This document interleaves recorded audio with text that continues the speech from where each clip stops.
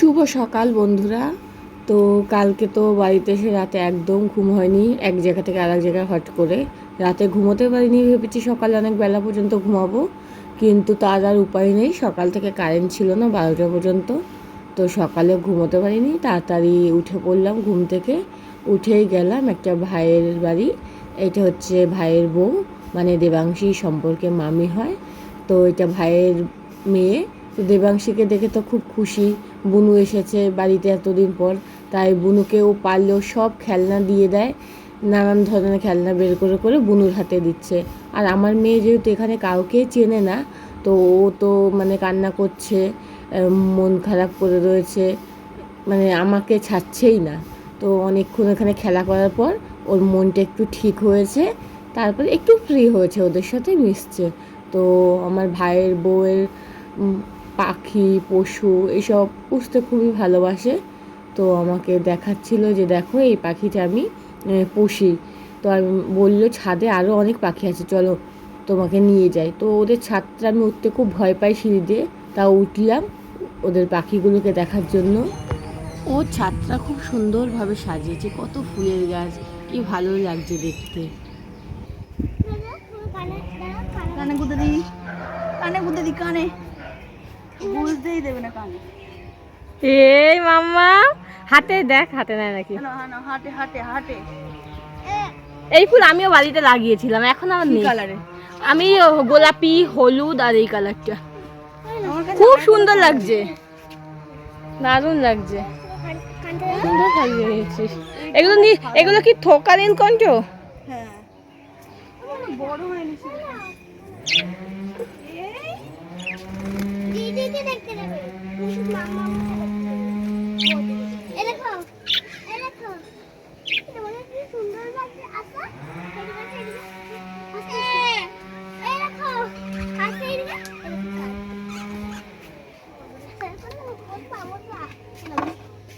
বতো, এখানে বতো। ভয় পাচ্ছে এবার তো বসো। বাবারে নিচে বসে পড়েছে টেপি। এখানে বসো তো। এমনি দেখি, তাকাও সোনা।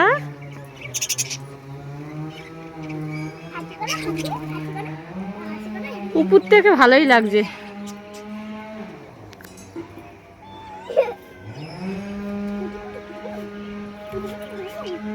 এরকম পাখি দেখো, পাখি আসো। এখানে ওই যে ওপলে ওপলে দেখো, ওপলে কি হচ্ছে? ওই গরমের জন্য টালি মালি দেওয়া আছে, তাই না? খড়গুলো নষ্ট হয়ে গেছে বৃষ্টিতে বৃষ্টিতে। হ্যাঁ দেখেছি, ওটা সকালেই দেখেছি আমি। চলো সোনা, রোদ দূর চলো।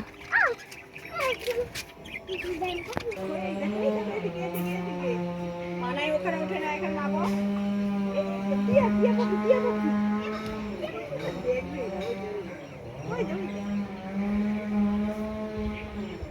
কোটো পাখি, কোটো পাখি, তাই না? হ্যাঁ, নিচে চলো, নিচে চলো। তোর আগে না, তারপর আমি নামবো, কারণ আমি সিঁড়ি দেখে আমি। তুমি আগে নামো। তুই আগে নাম, আমি আস্তে আস্তে নামবো। আমার হাত থেকে সাবধানে। হ্যাঁ, আরে কিছু হবে না। আমি রোজই এখান থেকে গামলা গুমলা কোলে করে নিচে নাবি, জামা কাপড় কাচতে। তারপরে আমি গেলাম আর একটা বৌদির বাড়ি। ওই যে ওইটা হচ্ছে বৌদির ছেলে, একে আমি টিউশন পড়াতাম। আর বৌদি বসে ফোন ঘাটছে, একটু গল্প করলাম, বলছে অনেক দিন তো আসো না, অনেক দিন পরেই আসলে। বললাম হ্যাঁ, এখন তো খুব একটা আসা হয় না। তারপরে দেখলাম বৌদিও মাছ পোষে বাড়িতে, মাছ না, কুকুর, গিনিপিগ, ইঁদুর, মানে এই ধরনের জিনিস পুষতে খুবই ভালোবাসে। তো ওই যে ওদের কুকুরটা তো আমাদের দেখে নতুন মানুষ খুব চেঁচাচ্ছে, ঘেউ ঘেউ করে ডেকেই যাচ্ছে। আর আমার মেয়েদিকে ভয়ে চুপ হয়ে রয়েছে, যে ভয় পাচ্ছে দেখে কুকুরটাকে। কুকুরটা এত জোরে জোরে ডাকছে। তো তারপরে যে আয়ুষ, মানে বৌদির ছেলে, একটু গেল উপরে, কুকুরটাকে শান্ত করলো। Tata, bye bye, bye bye. মেলায় যাবো, রাতে যাবো। এ বাবন, কেমন আছিস?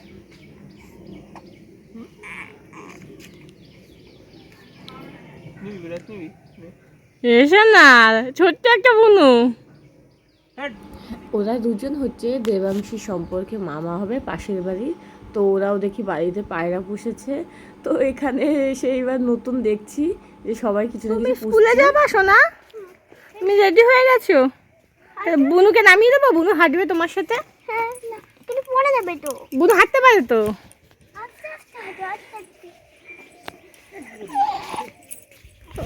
ওই যে দিদির হাত ধরো, দিদির হাত ধরো, মিমি হাত ধরো বুনুর।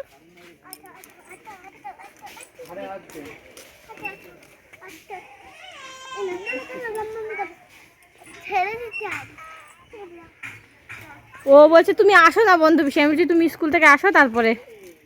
আর সাইকেলে উঠতে হবে না, সাইকেলে কিসের হয়নি।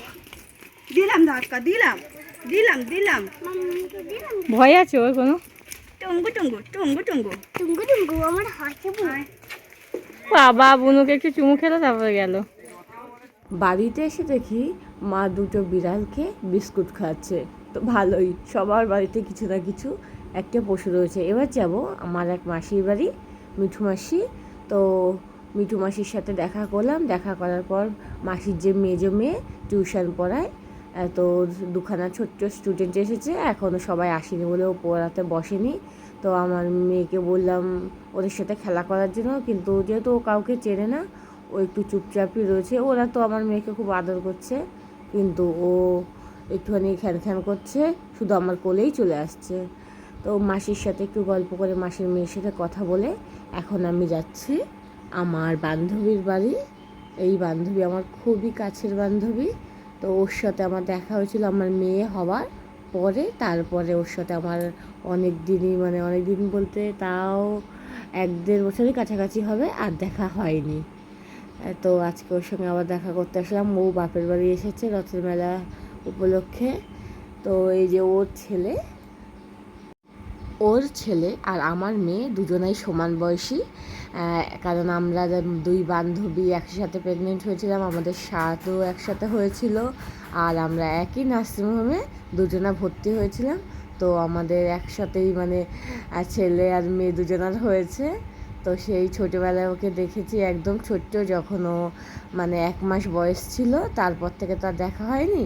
আর এই যে এখন দেখছি ওর জন্মদিন উপলক্ষে আসা, মানে ওর জন্মদিন হয়ে গেছে কিন্তু অনুষ্ঠানটা হবে রোববার দিন। তো অনেক দিন পর দেখলাম সোনাবাবুটাকে। তো এখন ওদের সঙ্গে অনেকটা টাইম কাটালাম। ও একটু ব্যস্তই আছে, কালকে যেহেতু ওর মেয়ে না সরি ছেলের জন্মদিনের অনুষ্ঠান। তো তারপরে বাড়িতে আসলাম, নিজের ঘরটা একদম অগোছালো ছিল, একটু হালকা করে কোনো রকমে পরিষ্কার করে গুছিয়ে নিলাম। তো আমরা খুবই সাধারণ একটা নিম্ন মধ্যবিত্ত বাড়ির মেয়ে। আমার দিদি, মা, আমি, বাবা তো মারা গেছে। তো এই যে আমার ছোট্ট একটা ঘর, খুবই পছন্দের। আর পাশের ঘরটা আমার বাবার। তো বাবা তো এখন নেই, এখানে আজ ভিডিওটা শেষ করি। এখন মানে এখন কিছু করবো না, এখন একটু বিশ্রাম নেবো, বিকেলবেলা যাব রথের মেলায়, তখন আবার তোমাদের সাথে শেয়ার করবো।